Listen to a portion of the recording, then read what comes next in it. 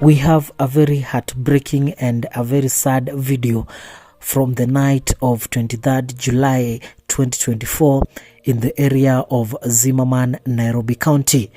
Now, if you remember, on Tuesday, the Gen Z had declared that there will be a nationwide protest, and this one in Nairobi would mainly focus on occupying the Jomo Kenyatta International Airport as a way for the youth to show their displeasure with the ruling of Ruto's government. Now, as expected, the youths gathered in Nairobi CBD during the midday, and they were taking Mombasa Road, trying to access Jomo Kenyatta International Airport, but their efforts were ruled futile by the police, who threw tear gas and dispersed the masses, making the journey to Jomo Kenyatta International Airport unmanageable. Now, however, since that happened, now everything continued smoothly. The demonstration started picking up in some areas. We saw in Roysambu, we saw in Kitengela, but however, one of the stories that has made headlines, and Kenyans are talking about it with the hope that the international community will look into the police brutality that has been the case in the last 3 weeks of maandamano here in the country. In the area of Zimmerman here in Nairobi County, during the peak hours of the night, now there has been a certain video that is circulating on social media, a video that really shows a man's last moments in the hands of the Kenyan police, who are the people he expects or who are supposed to protect and maintain law and order. Now, as we have seen in recent cases of reported police brutalities, the police have gotten away with just killing people in a broad daylight using live bullets when the people who are demonstrating were actually peaceful. We saw the cases of what happened outside Parliament, people getting headshots. Also, last week in Kitengela, a lady was shot directly into the head for just demonstrating, having a flag and also her mobile phone.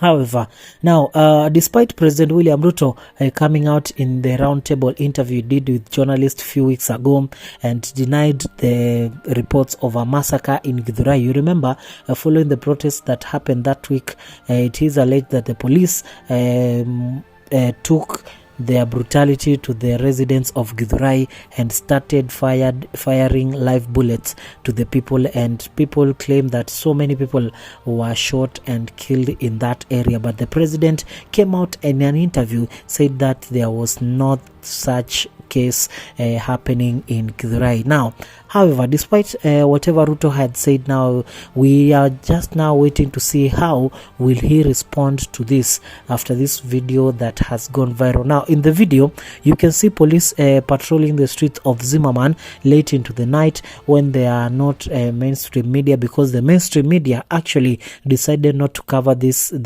events today. If you could check the live footages, they were mainly from other YouTube channels and online medias, with the likes of Citizen TV and TV deciding to stay away from covering the protest, which led to people believing that the media stations were already compromised not to show what was happening on the ground. However, thanks to the smartphones that we have today, we have got this disheartening video of a man who was being chased by the police officers, and in the video, guys, you can hear the man saying, "Nifungulie mlango kabla waniue." Yes, those are his words, and you could hear also the police shouting, "Ua huyu, maliza huyu kabisa." And then as the man was saying, the police telling him, "Mwambie kufungulia ama nikumalize hapa saa hii."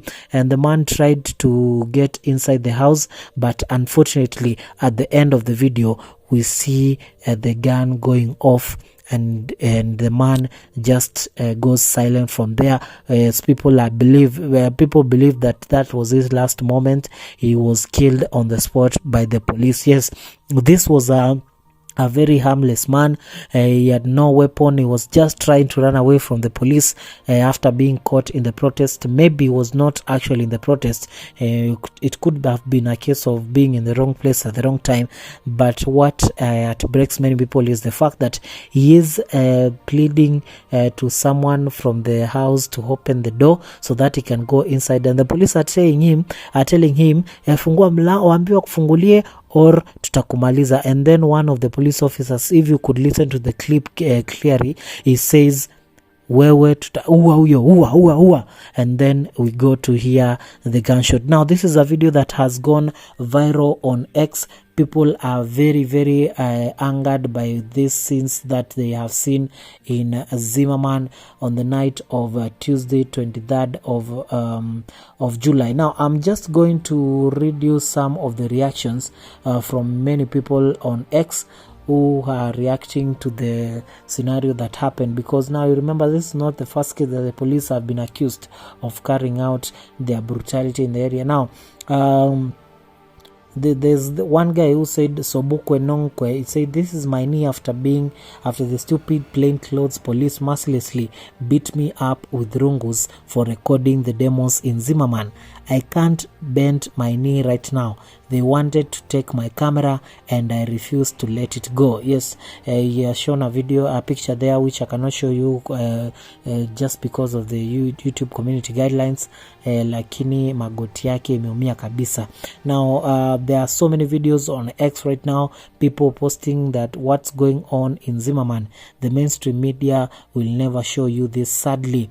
And everyone was tweeting with the hashtag Zimmerman. And Kenyanito Raphael tweeted with some videos of Githurai residents running for their lives because there's actually a video that shows a grenade going off, and he says, and I quote, "This is not Palestine, Afghanistan or Ukraine.